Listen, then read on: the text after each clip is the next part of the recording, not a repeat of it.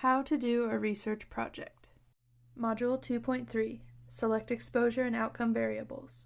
The second module of this course consists of executing the research study and has 5 submodules. 1. Translate idea into a specific study objective.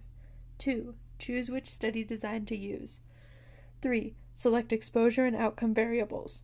4. Select potential confounders. And 5. Decide how data collection will be undertaken. We are currently on submodule 2.3, Select Exposure and Outcome Variables. The learning objective for this module is to select appropriate exposure and outcome variables based upon the research study objective. Thus far in Module 2, we have covered the following topics. In Module 2.1, we discussed translating a broad idea into a specific objective. In Module 2.2, we examined choosing a study design based upon a specific objective. Now we will work through selecting and defining the exposure variables and outcome variables. For the discussion in this module, we will use the same scenario from Module 2.2, in which the study objective was to determine whether periconceptional vitamin supplementation can reduce the incidence of a first occurrence of neural tube defects. For this example, the researcher would choose a study design that starts with people who do not have the disease and follows them over time until they develop the disease. Only 2 study designs allow the calculation of such incidence: the randomized clinical trial, or RCT, and the cohort study. For this example, the researcher would choose an RCT. If the researcher chose an RCT, then the researcher would expose one group to vitamin supplementation and one group to a placebo. The exposure variable in this case would be a binary variable indicating whether the subject got vitamin supplementation prior to pregnancy or not. The outcome in this case would be first occurrence of neural tube defects. It is essential that the researcher be specific about what defects are included in the definition. In this case, the outcome would also be a binary variable. Now we will examine an example study.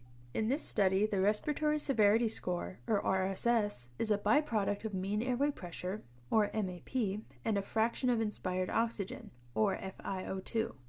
In this study, the researchers sought to determine whether RSS could be used as a screening tool to predict extubation readiness in very low birth weight, or VLBW, infants. For this study, the objective was whether RSS could be used as a screening tool to predict extubation readiness in VLBW infants. This objective is what the researcher will use to determine the exposure and outcome variables.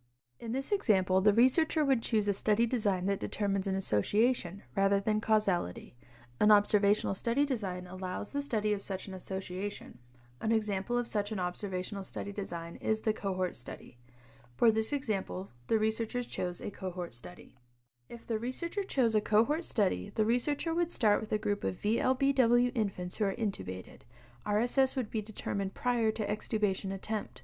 Based on the study objective, the exposure in this study is the RSS. The researchers should be specific with classification of RSS by choosing either a high or low classification. For this study, the outcome would be extubation readiness. As with the exposure variable, the researcher should be specific about the outcome variable definition by defining whether the attempted extubation was successful or unsuccessful. At this point, the study resembles the following diagram. To review, once the researcher has developed a study objective and selected a study design, the next step is to determine the primary exposure and primary outcome variables. The researcher must define these with great specificity, or else the researcher will compromise the statistical analysis. The way the researcher defines the exposure and outcome variables will determine the statistical analysis. Please note, if the outcome is binary, the researcher will use different methods than if the outcome is continuous. The next section in this course is Module 2.4, Select Potential Confounders. The learning objective for this module is to identify potential research study confounders that could affect research results.